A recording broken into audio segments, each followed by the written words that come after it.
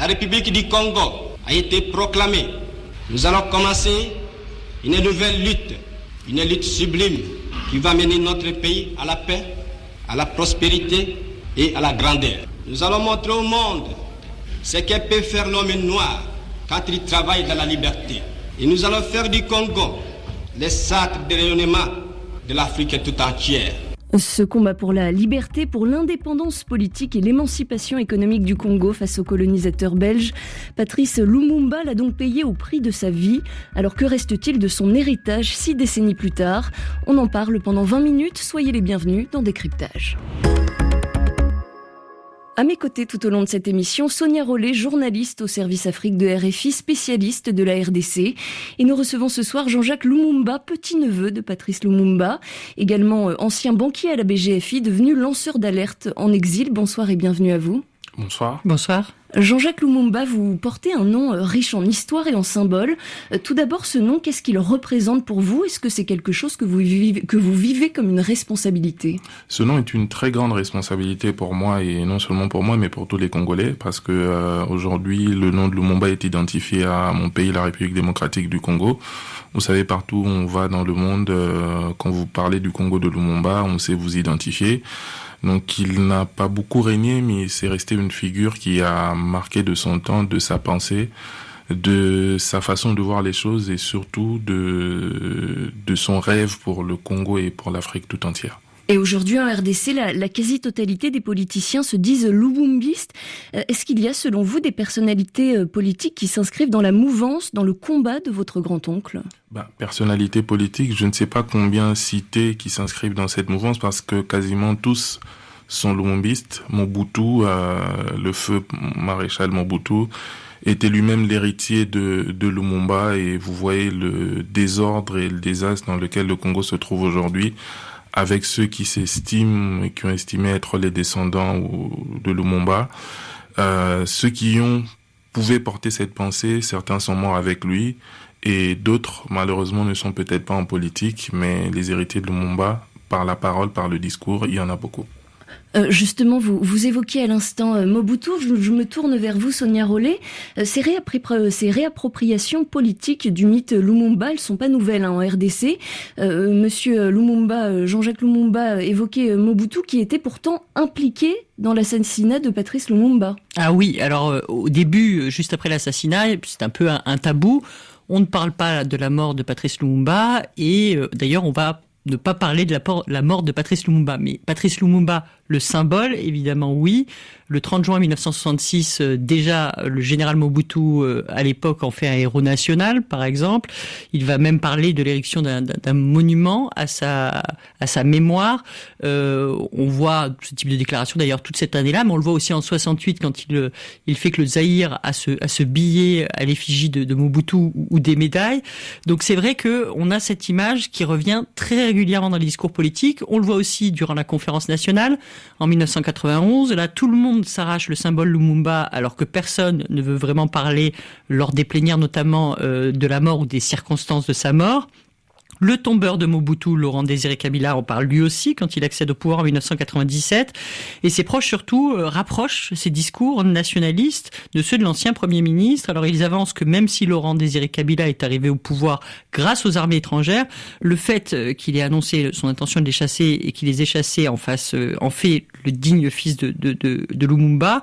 Et puis aussi il pointe le fait qu'il est mort, hasard historique, à un jour d'écart de Patrice Lumumba, donc le 16 janvier 2001, 40 ans après, et c'est surtout son fils, Joseph Kabila, qui a multiplié les formes d'hommage.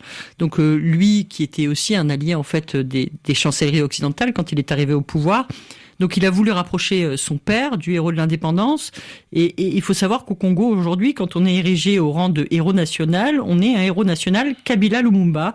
Et puis il y a aussi ce mémorial qui est érigé non loin de Lumumbashi, où on voit ces deux statues, donc la statue de Laurent Désiré Kabila et la statue de Patrice Lumumba.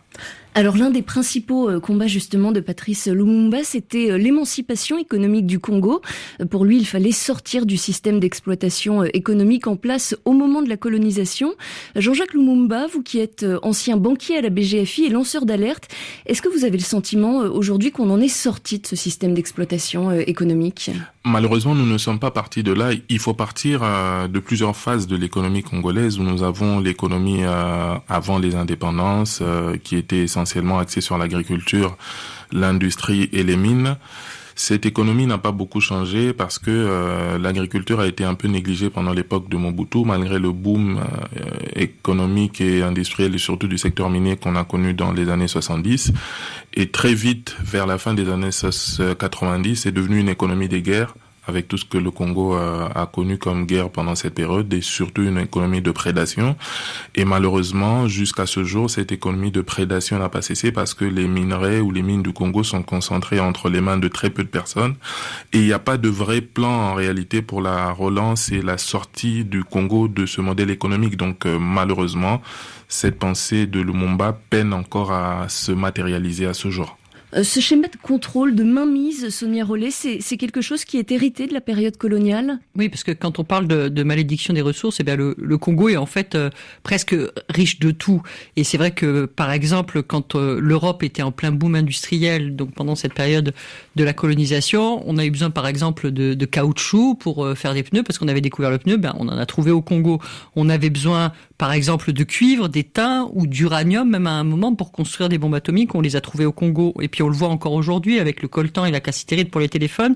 Donc on est vraiment dans un pays qui est riche de tout, où on peut à peu près tout trouver.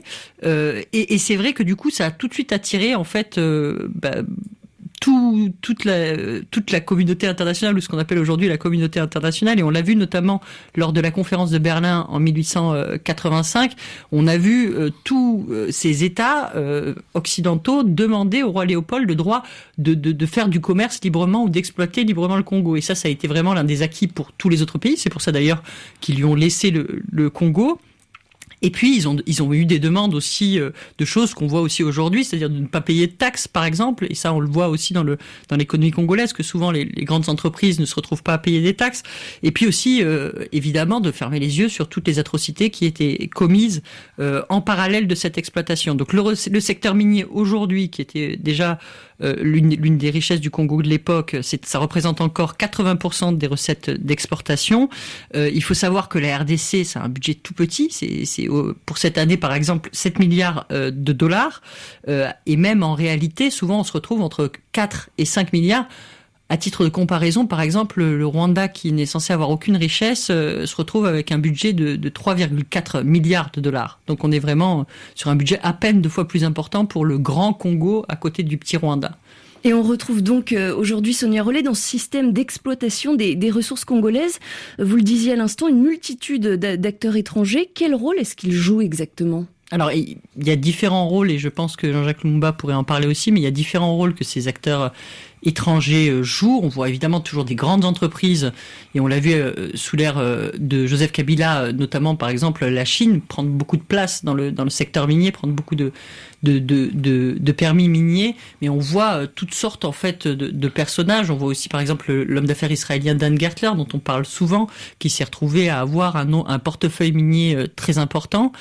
Et aussi à servir un petit peu d'intermédiaire pour de plus grosses sociétés, comme par exemple les Kazakhs de ANRC à l'époque, qui finalement Dan Gertler, qui a mis avec le président Kabila, arrive à obtenir des permis miniers pour pas très cher, et derrière va les revendre beaucoup plus cher à ces grandes sociétés. Et la différence souvent, ou en tout cas c'est ce qu'avance la justice américaine, c'est qu'il y a eu corruption en fait pour obtenir ces contrats miniers. Jean-Jacques Lumumba, il y a selon vous un parallèle à faire avec le système bancaire congolais actuel ? Il y a un grand parallèle à faire parce que vous savez, c'est le système bancaire qui supporte l'économie, et aujourd'hui, très clairement, ces grandes entreprises qui viennent au Congo ont certes des comptes en RDC, mais malheureusement, il se passe un problème, c'est que les ressources collectées ne sont pas souvent rapatriées. Et ça, c'est le problème de la mobilisation des recettes en RDC qui continue à se faire vivre. C'est que ces grandes entreprises qui créent de la richesse chez nous, mais malheureusement, ça ne bénéficie pas à l'économie. Vous n'avez qu'à le voir parce que une économie, une rentabilité dans l'économie doit créer le travail. Et malheureusement, du côté travail, ça n'avance pas. Le taux de chômage continue à grimper et reste au-delà des 80%. Donc, ce boom minier, surtout des 10 dernières années, n'a pas malheureusement profité à la population congolaise. Et vous avez justement, Jean-Jacques Lumumba, à ce sujet, fait fuiter des documents il y a quelques années qui apportent, selon vous, la preuve de ce système d'exploitation. Qu'est-ce que vous avez découvert très concrètement ? C'est de la prédation en un seul mot. C'est du blanchiment d'argent, du détournement des capitaux. C'est en gros ce que j'ai découvert. Et malheureusement, c'est ce qui caractérise le Congo depuis les années des indépendances, la gestion de Mobutu jusqu'à ce jour. Donc c'est une économie, comme je l'ai dit un peu plus tôt, une économie de prédation et de kleptocratie. Et selon vous, la RDC, aujourd'hui, elle a la capacité de sortir de ce cycle de corruption, de dépendance vis-à-vis d'acteurs étrangers ? Il faut passer du discours aux actes. Parce que vous savez, en RDC, toutes les théories ont été établies, tous les discours ont été faits. Mais aujourd'hui, il suffit d'un homme ou des hommes qui auront le courage de passer de toutes ces déclarations à des actes. Et les Congolais sont prêts à faire ce pas de changement. Est-ce que vous diriez de fait que 60 ans après l'assassinat de votre grand-oncle, la pensée politique de Patrice Lumumba a aujourd'hui quelque chose d'inachevé ?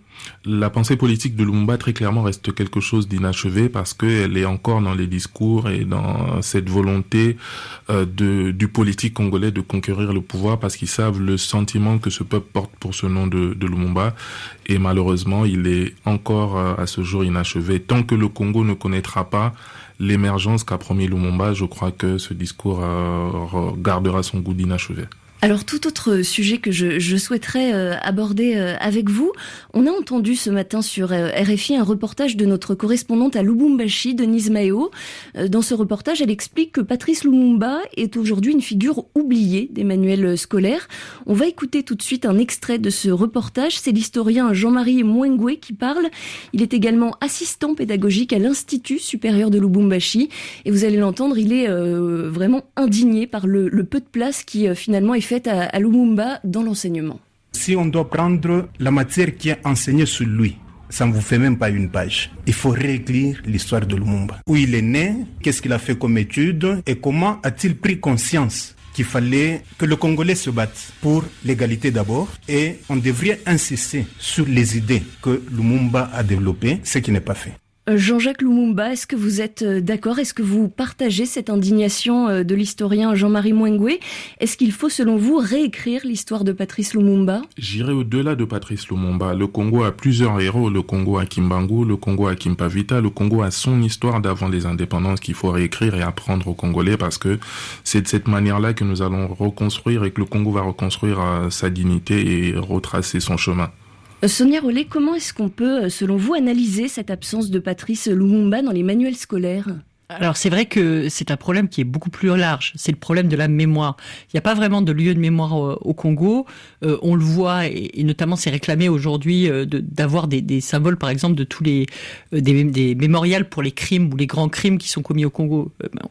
Par exemple au Rwanda voisin, pour n'importe quel crime de génocide, on va avoir un mémorial avec parfois les noms des victimes et ce genre de choses. Il n'y a pas du tout ça au Congo et c'est vrai que ça a été très fortement réclamé par exemple pour l'anniversaire des 10 ans de la publication du Mapping Report parce que ce que disent les gens c'est il faut qu'on puisse se souvenir de ce qui s'est passé. Et le fait de pas se souvenir par exemple parce que le mémorial par exemple pour la mort de Patrice Lumumba, ce mémorial n'existe pas. C'est 2 statues, celle de Laurent Désiré Kabila, celle de Patrice Lumumba, et c'est tout. Le lieu de la mort de Patrice Lumumba, un professeur de Lubumbashi disait l'avoir retrouvé et l'avoir cherché sur ordre des autorités. Ce lieu-là n'a pas été préservé, on n'a pas tenté de le préserver, au contraire, il a été partiellement détruit.